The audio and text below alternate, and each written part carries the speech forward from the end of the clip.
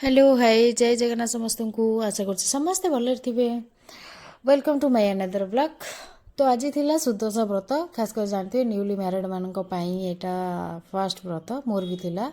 So ma'am को जाकि पचारि ma'am पूरा सक थे कौन मु कहली जीवा टी आम खावाई मंदिर क्या अलरेडी पूजा अलमोस्ट सजाई सबुठ स्पेशल जिनस कौन ना आम आरटीओ मैम कहते मो सुदशा व्रत जब खाईदे मो स्वामी को किए नहीं सबुठ फनी थिला आ बहुत हस भी थिला तो फाइनाली एवं कथा आम बाहरी गलु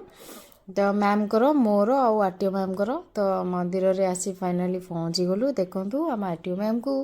तो मैम आम आगे चलती एटा मंदिर परिसर जोटिकी लाइन लगी देखु ए मंदिर रे एनी टाइम लाइन माने एते लंबा लाइन ताठू बेटर खाईदब आउट बेस्ट जे लाइन लगे माने 2-3 घंटा पर मिल तो फाइनाली मत टिकेट कलापर यहाँ पत्र मत मिलगला टिकेट हूँ ओनली फॉर पत्र तांकर टिकेट किसी ना पेमेंट करियो पत्र आनिबो पत्र ना तो पेमेंट दियाहनी यहाँ सियोर तो पत्र गुड़ाक मुझे धोई आनिली कहीं आमर बसिकी खाइबार थिला सेठी केते फैसिलिटी नथिला पानी देबे बोली तो एबे पत्र पकई आम बसीगलु मैम को टिके देखंतु एपटे मैम को देखंतु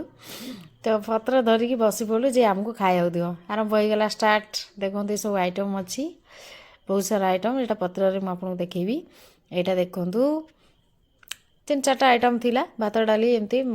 गोटे शाग खटा आउ एमती गोटे कौन मिक्स भेज थिला तो ये फाइनाली खीरी आसीगला तो खाइबा सरीगला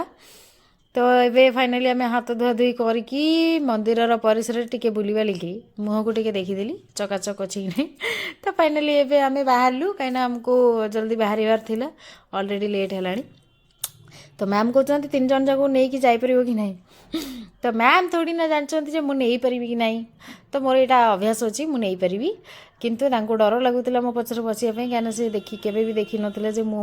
नहीं जीवार 3 जन को माने आई मीन मत मिसई 3 जन हो तो मैम टिके डरी थे बसवाई किंतु फाइनाली आम एडजस्ट कर पलि आसलु एते भी एडजस्ट करार नाला कहीं फ्री बहुत लंबा सीट थी गाड़ी सो एवे आम बाहरिलु जीवाई तो आज लंचटा मंदिर रे हेगला सब भल लगिला क्या मंदिर खाइबाटा बेस्ट पूजा खास करी पूजा परिसर टाइम रे से टाइम रे आउ किछिटा न नबाटा ही बेटर सो आम भाविलु मंदिर रे जाई खाइदेबू क्या आज सुदशा व्रत थिला मोर आउ मैम कर थिला तो ये फाइनाली बाहर वीडियो जब भल लगी लाइक शेयर सब्सक्राइब करिया जमा भी भूलिबेनी। Love you Tata.